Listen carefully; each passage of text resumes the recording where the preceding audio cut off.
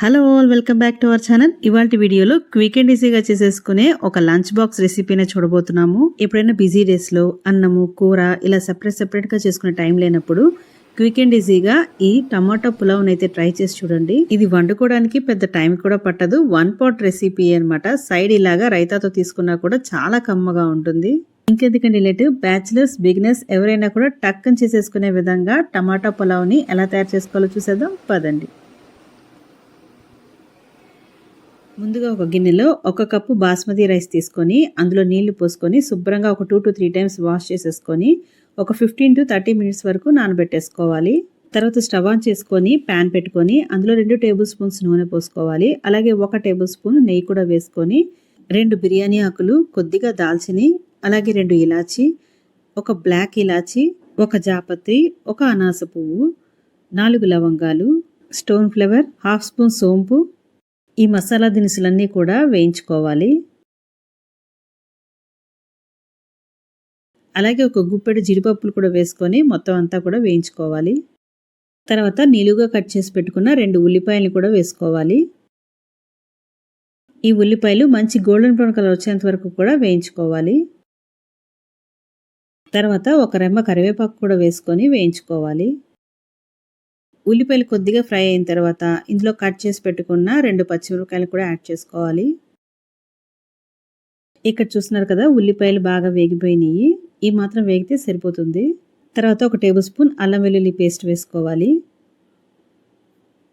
ఇది పచ్చివాసన పోయేంత వరకు కూడా వేయించుకోవాలి. తర్వాత ఇందులో కొద్దిగా పుదీనా ఆకులు, కట్ చేసి పెట్టుకున్న కొత్తిమీరను కూడా వేసుకొని మొత్తం కూడా ఒకసారి ఫ్రై చేసేసుకోవాలి. తర్వాత ఒక 3 టమాటాలని మిక్సీ జార్లో ఇలా పేస్ట్లా చేసుకొని ఇందులో యాడ్ చేసుకోవాలి.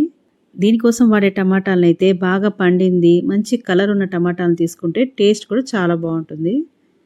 సో మొత్తం కూడా ఇదంతా బాగా ఫ్రై చేసుకోవాలి.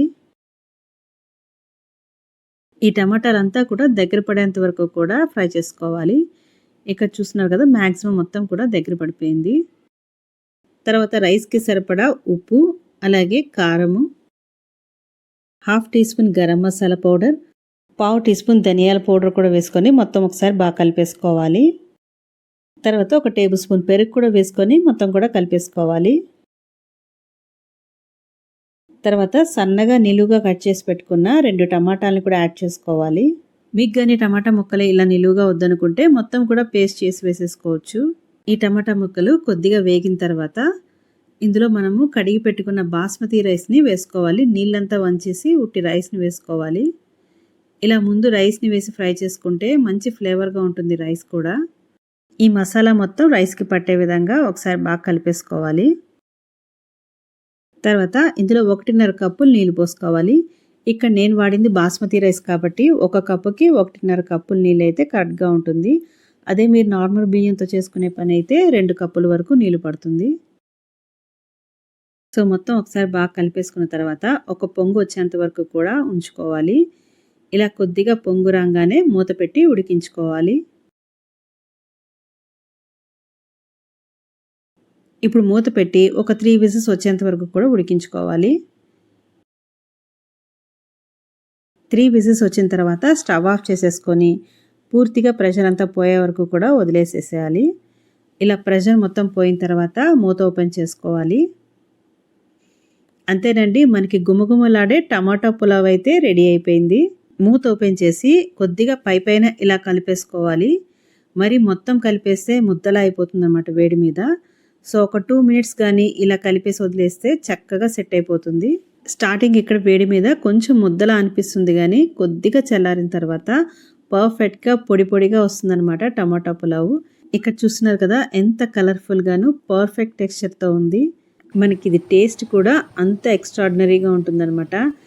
అలా వేడివేడిగా వడ్డించుకొని రైతాతో తినేయచ్చండి. సింపుల్గా కూడా తింటుంటే మనకి బిర్యానీ తిన్న ఫీల్ అయితే కలుగుతుంది. పెద్దగా హడావిడి పడకుండా 1 pot రెసిపీ అనమాట ఇది టమాటా పులావ్. క్విక్ అండ్ ఈజీగా లంచ్ బాక్స్లోకి ఈజీగా తయారు చేసేసుకోవచ్చు. అలా రైతాతో సాఫ్ట్గా ఎన్ని ముద్దలన్నా కూడా లాగిచ్చేసేయచ్చు అనమాట. అంత టేస్టీగా ఉంటుంది. మరి వీడియో నచ్చితే వీడియోని లైక్ చేయండి. అలాగే ఇలాంటి మరిన్ని ఇంట్రెస్టింగ్ రెసిపీస్ కోసం మన ఛానల్ని సబ్స్క్రైబ్ చేసుకోండి.